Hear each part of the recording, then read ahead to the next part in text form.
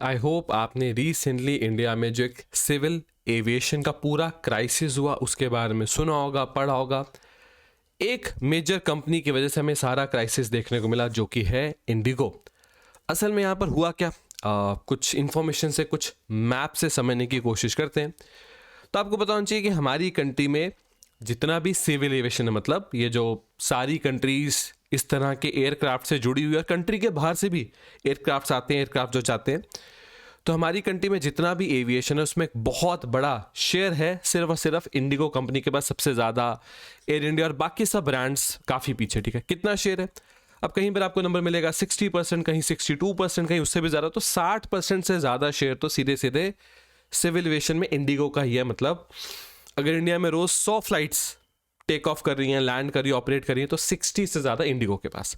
अब क्या होता है, देखो, इंडिगो ना एक बहुत बड़ा चेंज नहीं कर पाया जो रिकमेंड किया गया था DGCA के द्वारा, director general of civil aviation, जो इंडिया में इन सब चीज़ों को रेगुलेट करता है, सिविल एविएशन को रेगुलेट करता है। वो एक नया रूल लेकर आया जिसमें जो पायलट्स है उनकी जो वर्किंग है उसको लेकर कुछ चेंजेस किए गए। एक पायलट से आप इतने आवर से ज़्यादा काम नहीं करा सकते।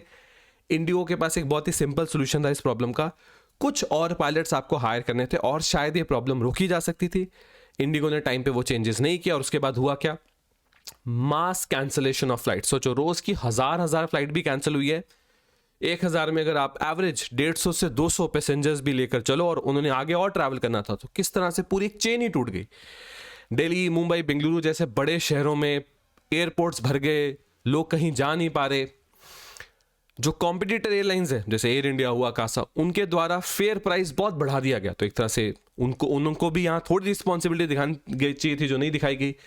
फेयर प्राइसेस बढ़ाए गए, मार्केट का फायदा उठाया गया और इससे एक ऐसा रिपल इफेक्ट क्रिएट हुआ है कि ऐसी डेंजरस सिचुएशन क्रिएट हुई जो लिटरली इंडिया जैसी एक बड़ी कंट्री को, एक स्ट्रॉन्ग कंट्री को पूरी तरह से रोक सकती थी। अब चीज़ें कुछ हद तक कंट्रोल हो रही हैं, कुछ हद तक ये जो रूट्स है वापस से फंक्शनल है। इंडिगो का कहना है कि 138 डेस्टिनेशंस पे हम दोबारा से अब ऑपरेट कर रहे हैं, पर चीज़ें अभी भी नॉर्मल नहीं हुई हैं। अभी भी इंडिगो ने अगर देखें तो ऑलमोस्ट 400 फ्लाइट्स को अभी भी कैंसिल किया है। ये इंडिया के कुछ बड़े हॉटस्पॉट्स हैं जहां सिविल एविएशन एक्टिविटी बहुत ज़्यादा होती है, पर सिर्फ एक ब्रांड की वजह से सब कुछ एकदम से क्रैश हो गया।